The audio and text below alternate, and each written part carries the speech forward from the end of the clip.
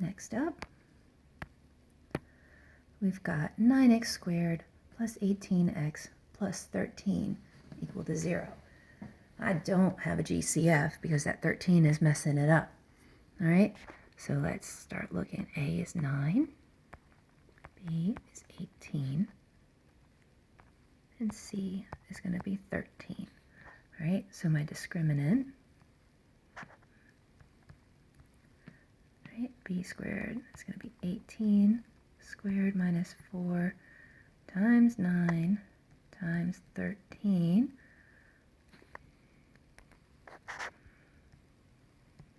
Now, I don't know about you guys, I'm getting my calculator out, and I'm going to realize that this is equal to negative 144. All right, so I expect to have two imaginary solutions.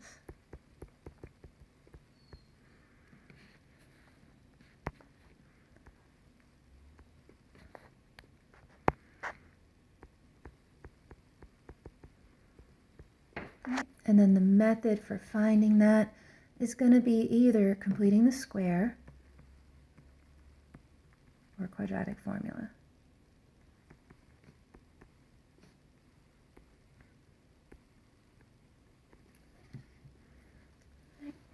So let's say we go with, we're going to start with completing the square, and we'll do our quadratic formula over there. All right, so to complete the square, I'm first going to get these first two terms isolated. 9x squared plus 18x, saving a little space, plus 13 equals 0. All right, I don't have my x squared by itself, so I have to factor out that 9. That's going to give me x squared plus 2x, again, saving space, keeping my 13, saving a little space on the back side here. All right, now for the purpose of finding what I need here, this is going to be my b value. So 2 over 2 is 1. When I square that, I get a 1, right? And let me do this in a different color to make it really obvious. So here, I'm adding 1. So it means here I have to subtract 1, but this has been multiplied by 9, so that also has to be multiplied by 9. So I'm going to have 9 times x plus 1 squared. 13 minus 9 is going to be plus 4 equals 0. Now, I have this in vertex form, and I'm going to solve, which means I'm going to take this 4 over here. So I have 9 times x plus 1 squared equals negative 4. So I have x plus 1 squared is equal to negative 4 over 9. All right, now I take the square root of both sides.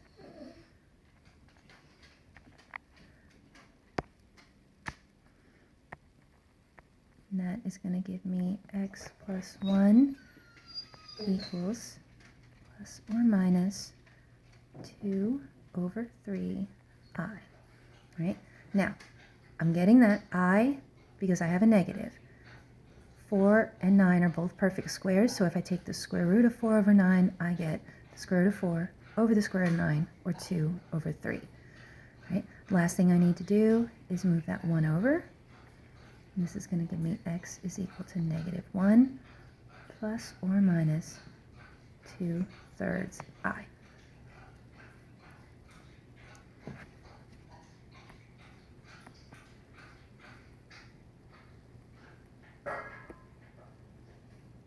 All right. Now, if I wanted to do this with quadratic formula, I'm going to have not a whole lot of room left over, but let's go for it. All right, we have x squared, or x is equal to negative b plus or minus square root b squared minus 4ac all over 2a. All right, negative b, in this case, we're going back to our original, remember. This is going to be negative 18 plus or minus the square root of negative 144 over 2 times a. 2 times 9 is going to give us 18. Right? It's going to give us x is equal to negative 18 plus or minus 12i over 18. Right? And then if we simplify that, we're going to be dividing everything by 6, or I'm sorry, yeah, by 6. That is going to give us negative 3 plus or minus 2i over 3. Now we can simplify that further, and it does equal negative 1 plus or minus 2/3 i. Either one of those is a correct solution. Here, what we did is we just separated out. All right. I feel like that is more than you guys want to hear from me, so I'm going to leave that alone. If you want to see me work this out further and show you exactly how that equals, fine. If you just want to say, you know what, I'm happy with completing the square, or I'm happy with quadratic formula as long as I get my answer right, we're good.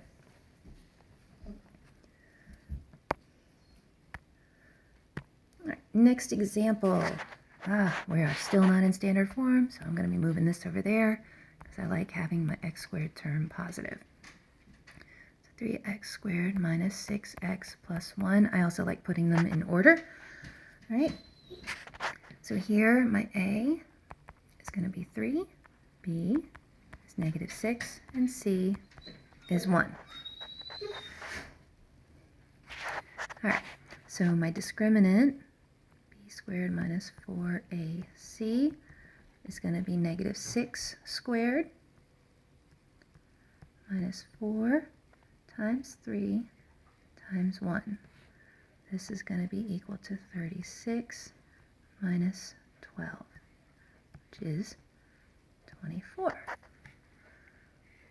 So here, my discriminant is equal to 24, so I expect 2 real irrational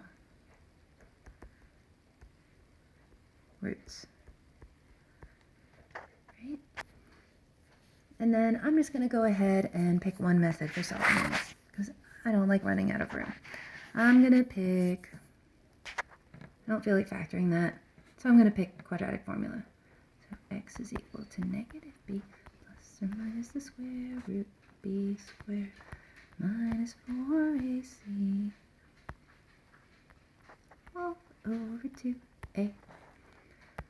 All right, negative b is going to be positive 6 plus or minus, we already calculated the discriminant, so that would be the square root of 24 over 2 times 3. Right? This is going to be 6 plus or minus.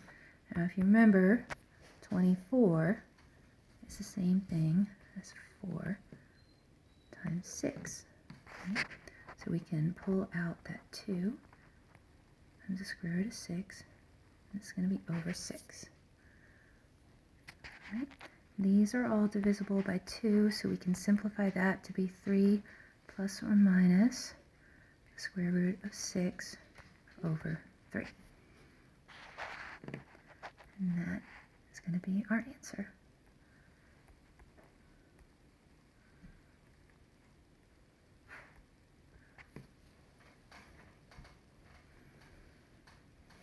Right. There's going to be this key as well as another one that Ms. Colville did online, and you can see multiple ways that people have worked this out, but always we get to the same final answer. All right, last example, we've got 4x squared plus 12 is equal to 16x. So we need to get this into standard form. So 4x squared minus 16x plus 12 is equal to 0. All right, now I'm noticing right away that these are all divisible by 4. So I'm going to make my life easier and factor it out. Right? I have it equal to 0. I can divide both sides by 4. This is going to give me x squared minus 4x plus 3 is equal to 0. So here, my A is equal to 1, B is equal to negative 4, and C is equal to 3. Right? So that's going to give B squared minus 4AC is going to be negative 4 squared minus 4 times 1 times 3. That's going to give me 16 minus 12, which is equal to 4. So my discriminant is 4. Except that. So I expect 2 real rational roots. Right? Now, I've already done half of my quadratic formula, so I'm going to keep on going. Right? So x is equal to negative b plus or minus the square root b squared minus 4ac all over 2a. Right? So negative b is going to be negative of negative 4. That'll give me positive 4 plus or minus square root of 4 over 2 times 1, which is 2. Right? That is going to give me 4 plus or minus the square root of 4, which is 2 over 2. That'll be 4 plus 2 over 2, and this will be 4 minus 2 over 2. This is going to be 6 over 2, which is 3, and this is going to be 2 over 2, which is 1. So my solutions are 1 and 3. Right? So let's say you wanted to factor that. Right? I'm going to put that over here. So if instead you decided to solve by factoring, that would have given us, so we already had our 4 factored out, x squared minus 4x plus 3. Here, I'm going to need two things that multiply together to give me 3 and add together to give me a negative 4. Right? Now we notice that last sign here is positive. That means that I need the same signs in here. This middle sign is negative. That means they have to both be negative. So x minus something else. 3 and 1 multiply together to give me 3, and they add together to give me negative 4, at least if I use negatives. Right? This is all equal to 0, so again that 4 can just cancel out. We divide by 4 and it's gone. Right? That leaves me with x minus 3 equals 0 and x minus 1 equals 0. So x is equal to 3 and x is equal to 1. Again, two different methods, same two solutions.